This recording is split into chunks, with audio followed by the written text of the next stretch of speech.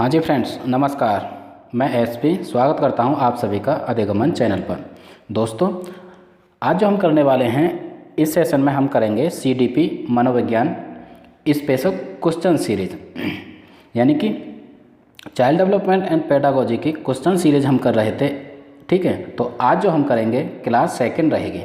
इससे पहले हम क्लास 1 कर चुके हैं, जिसमें हमने बहुत ही महत्वपूर्ण क्वेश्चन डिस्कस किए थे। इन क्वेश्चंस की यदि हम बात करें तो दोस्तों, ये जो क्वेश्चंस है ऑल टीचिंग एग्जाम्स के लिए इम्पोर्टेंट हैं, जहाँ कहीं भी मनोविज्ञान यानी कि सीडीपी पूछी जाती है, जैसे CTET, KVS, NVS, DSSB, UP TET, UP super TET, REET, MP TET, STET या फिर BSTET आदि सभी में ये क्वेश्चन बहुत ही हेल्प करने वाले हैं।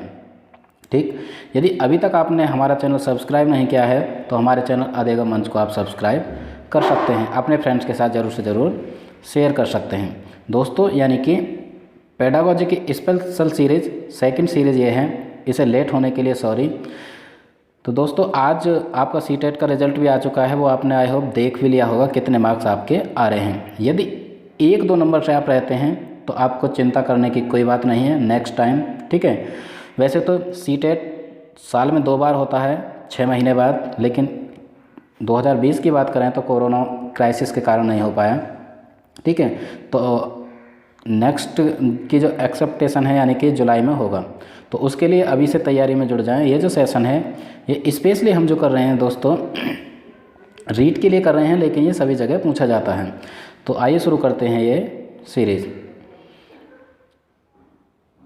तो सीडीपी यानी कि मनोविज्ञान स्पेशल क्वेश्चन सीरीज़ की क्लास 2 का ये रहा फर्स्ट क्वेश्चन।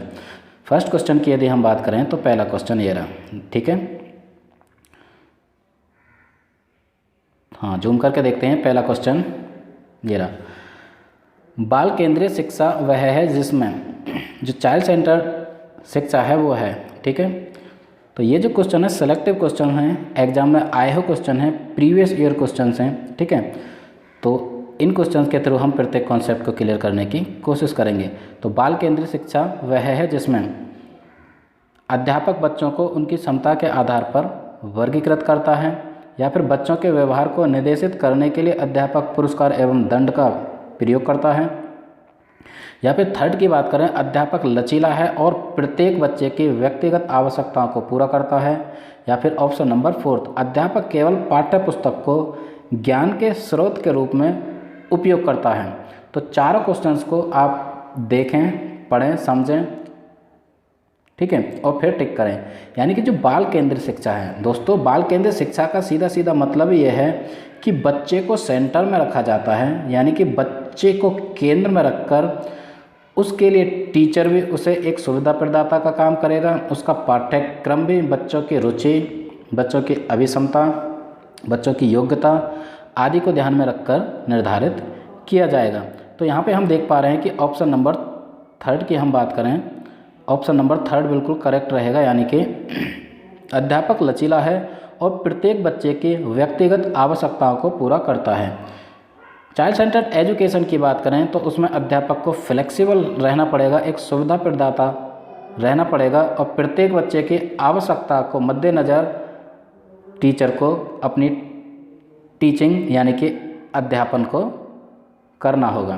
तो यहाँ पे फर्स्ट क्वेश्चन का 3rd ऑप्शन बिल्कुल करेक्ट होता है। ठीक है, बाकी सारे ऑप्शन हट जाते हैं। इसके साथ चलते हैं नेक्स्ट क्वेश्चन नंबर 2।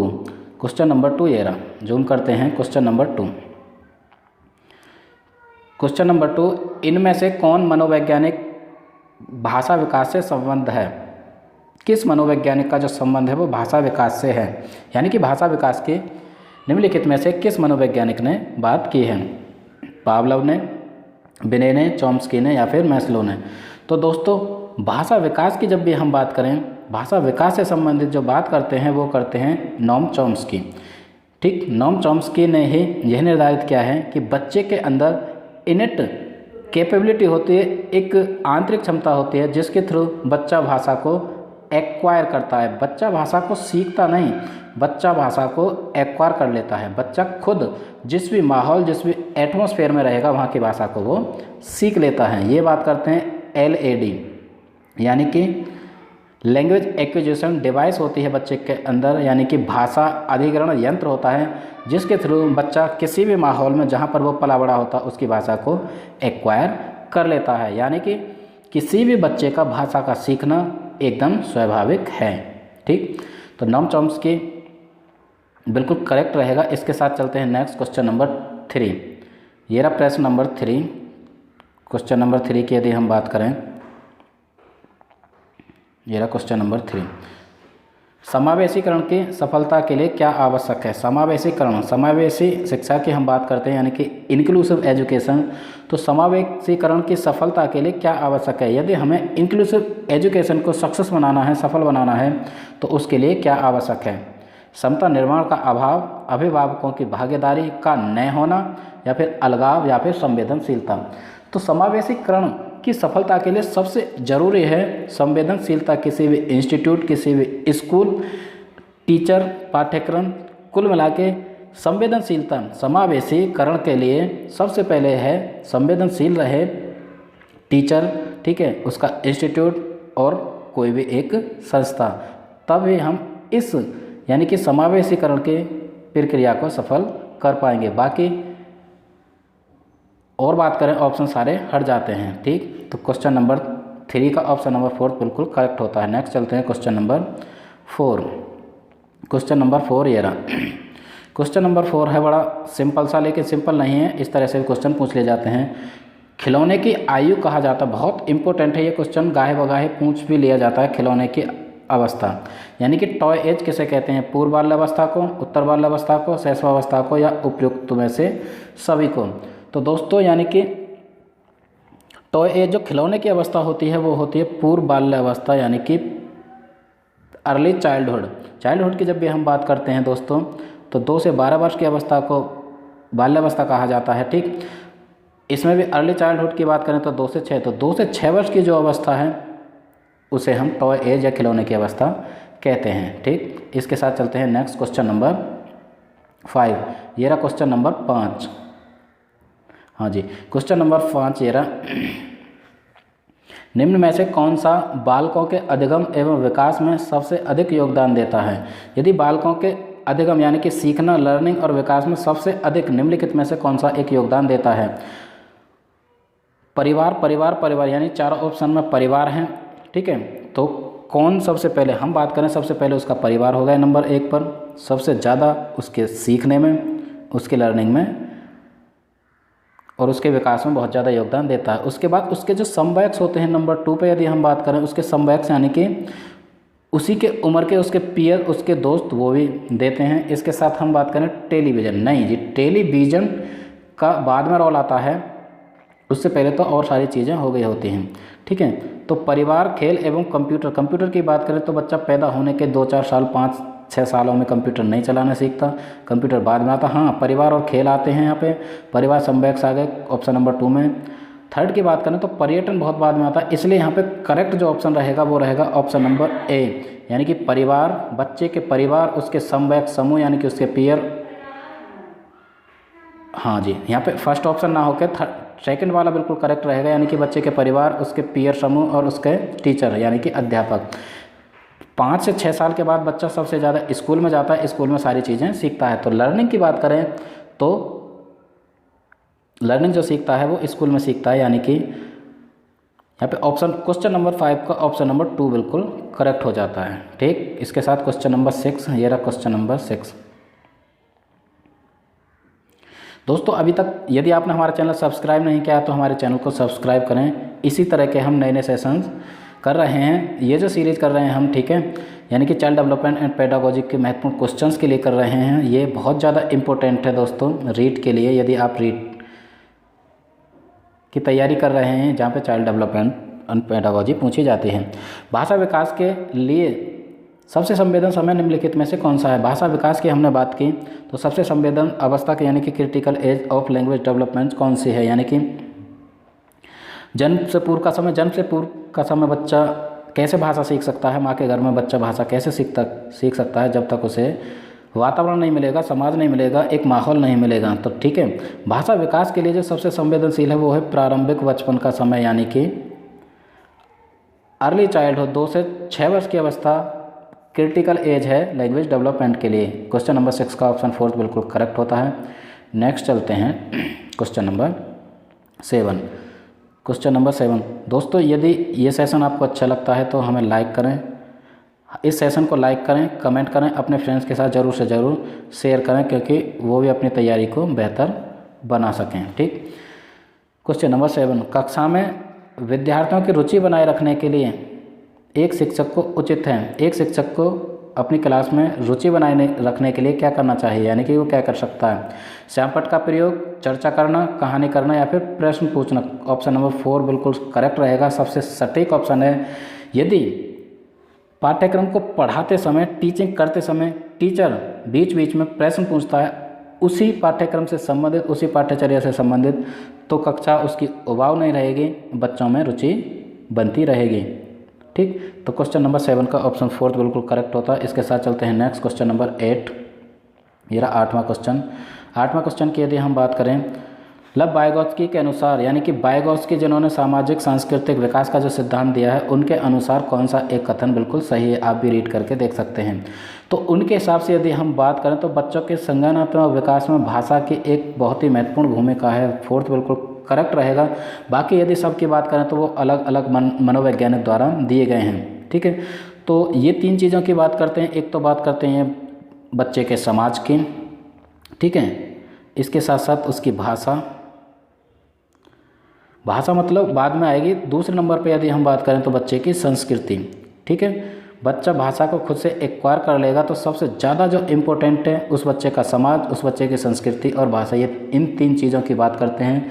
इन्होंने ZPD की भी बात की है। ठीक है, तो वो दूसरा विषय हो गया, लेकिन यहाँ पे 4th ऑप्शन बिल्कुल करेक्ट रहेगा, यानी कि बच्चों के संज्ञानात्मक विकास में भाषा की एक बहुत ही महत्वपूर्ण भूमिका है। ये भाषा को इम्पोर्टेंस देते हैं बच्चे के कॉग्निटिव यानी कि संज्ञानात्मक विकास के लिए। तो यहाँ पे ऑप्शन नंबर 4 बिल्कुल करेक्ट रहेगा। Question number 9। क्वेश्चन नंबर 9 की बात करें तो यह क्वेश्चन नंबर 9, बाल्य अवस्था की अवधि कौन सी है। बाल्य अवस्था की अवधि, बाल्यावस्था की अवधि में विकास, बाल्यावस्था की अवधि में जो विकास है वो किस तरह से निर्धारित होता है, बहुस्तरीय और मिश्रित होता है। बाल्यावस्था में केवल परिमाणात्मक परिवर्तन होते हैं या फिर अनियमित और असंबद्ध होता है या फिर धीमी गति से होता है। तो बाल्यावस्था की यदि हम बात करें तो बहुस्तरीय और मिश्रित विकास होता है। बहुस्तरीय का मतलब अनेक यानी कि डिफरेंट स्तर, क्योंकि किसी भी बच्चे के विकास के अलग अलग क्षेत्र हैं, अलग अलग स्तर हैं, तो सभी स्तर में होता है, यानी कि बहुस्तरीय होता है। और मिश्रित होता है, उसका शारीरिक विकास भी हो रहा होता है, ठीक है, धीरे धीरे उसका सामाजिक विकास भी हो रहा होता है, और आगे एज बढ़ने पर उसका भाषा विकास की बात करें, उसका मानसिक विकास की बात करें तो सभी विकास हो रहे होते हैं। तो यहाँ पे ऑप्शन फर्स्ट बिल्कुल करेक्ट रहता है। इसके साथ क्वेश्चन नंबर 10, यानी कि इस सेशन का लास्ट क्वेश्चन रहेगा, क्योंकि प्रत्येक सेशन में दोस्तों हम 10-10 क्वेश्चन डिस्कस कर रहे हैं जो आपके लिए आपकी अंडरस्टैंडिंग को, CDP से रिलेटेड आपकी अंडरस्टैंडिंग, आपकी समझ को इन्हेंस करने में आपकी बहुत ज़्यादा हेल्प करने वाले हैं। ठीक है, तो CDP का कोई भी रिवीजन नहीं छूटे, कोई भी कॉन्सेप्ट नहीं छूटे, इन क्वेश्चंस के थ्रू हम वो पूरा करने की कोशिश कर रहे हैं। लास्ट क्वेश्चन, अपनी कक्षा में अर्थपूर्ण अधिगम को सुसाध्य बनाने के लिए अध्यापक को अपनी कक्षा में सामाजिक, सांस्कृतिक, धार्मिक, भाषीय विविधता को क्या करना चाहिए। क्वेश्चन को दोबारा से देखते हैं। कोई भी एक टीचर है, यदि उसे अपनी कक्षा में अर्थपूर्ण अधिगम को, यानी कि मीनिंग मेकिंग, यानी कि मीनिंगफुल, यदि उसे अपनी लर्निंग, अपनी अधिगम को बनाना है, अपनी टीचिंग को बनाना है, तो एक टीचर को क्या ध्यान रखना चाहिए, यानी कि उसकी कक्षा में सामाजिक, सांस्कृतिक, धार्मिक और भाषाई विविधता, यदि इस तरह की विविधता के बच्चे आते हैं, क्योंकि हमारा भारत है, भारत विविधताओं का देश है, तो वहाँ पे बच्चे अलग समाज से होंगे, अलग संस्कृति से होंगे, अलग धर्म विशेष से होंगे और डिफरेंट उनकी भाषा होती है। तो इस स्थिति में उसको उपेक्षित कर देना चाहिए, यानी टीचर को इन विविधताओं को उपेक्षित करना चाहिए, समझना चाहिए, अनदेखा करना चाहिए, टालना चाहिए। तो दोस्तों यानी कि टीचर को अंडरस्टैंड करना चाहिए, इस विविधता को समझना चाहिए। एक तो ये क्वेश्चन हो गया, ठीक है। तो क्वेश्चन नंबर 10 का ऑप्शन नंबर 2 बिल्कुल करेक्ट होता है। लेकिन दूसरी तरह से कैसे क्वेश्चन पूछा जाता है कि कक्षा में यदि टीचर के समक्ष भाषाई विविधता को लेकर बच्चे आते हैं, ठीक है, यानी कि सामाजिक, धार्मिक, सांस्कृतिक विविधता की नहीं, भाषाई विविधता को बच्चे लेकर आते हैं, ठीक है, तो एक टीचर को क्या करना चाहिए, यानी कि एक टीचर को उन भाषाई विविधता को एक स्रोत यानी कि स्रोत के रूप में, सोर्स के रूप में देखना चाहिए और एक साधन के रूप में उसे अपनाना चाहिए, यानी कि उस विविधता को समझना चाहिए। बच्चे को इम्पोर्टेंस दिखानी चाहिए कि आप भी, आपकी भाषा भी बहुत ज़्यादा इम्पोर्टेंस रखती है। इसी तरह से यहाँ पे उनको अनदेखा नहीं करना, उनको टालना नहीं, उसकी अपेक्षा नहीं करनी चाहिए। तो दोस्तों ये थे 10 क्वेश्चन हमने यहाँ पे डिस्कस किए। ठीक, इसके साथ अब हम चलते हैं नेक्स्ट, यानी कि ये सेशन यहाँ पे ख़त्म होता है। ये 10 के 10 क्वेश्चन आपकी अंडरस्टैंडिंग को बेहतर बनाने में आपकी बहुत ज़्यादा मदद करने वाले हैं। ठीक, तो और भी किसी तरह की कोई क्वेरी, कोई क्वेश्चन आपका है यदि CDP child development and pedagogy से संबंधित, तो हमारे अधिगमन चैनल पर जाकर उसे सब्सक्राइब करें, देखें, और सारे सेशन हम वहाँ पे कर चुके हैं। तो इन क्वेश्चंस को देखने के लिए, हमारे सेशन को देखने के लिए आपका बहुत बहुत धन्यवाद। Thank you very much. यदि अभी तक आपने हमारा चैनल अधिगमन सब्सक्राइब नहीं किया तो अधिगमन चैनल को सब्सक्राइब कर सकते हैं, जो कि हम यहाँ पे CDP स्पेशल क्वेश्चन सीरीज कर रहे हैं। ठीक, हमसे जुड़े रहने के लिए आपका बहुत बहुत धन्यवाद। यदि थोड़ी सी भी हेल्प मिलती है तो हमारे इस सेशन को लाइक करें, कमेंट करें, कोई भी क्वेरी हो अपने दोस्तों के साथ शेयर करें, और हाँ, हमारे चैनल को सब्सक्राइब करना ना भूलें। इसी के साथ मैं SP आपसे विदा लेता हूँ। जय हिंद।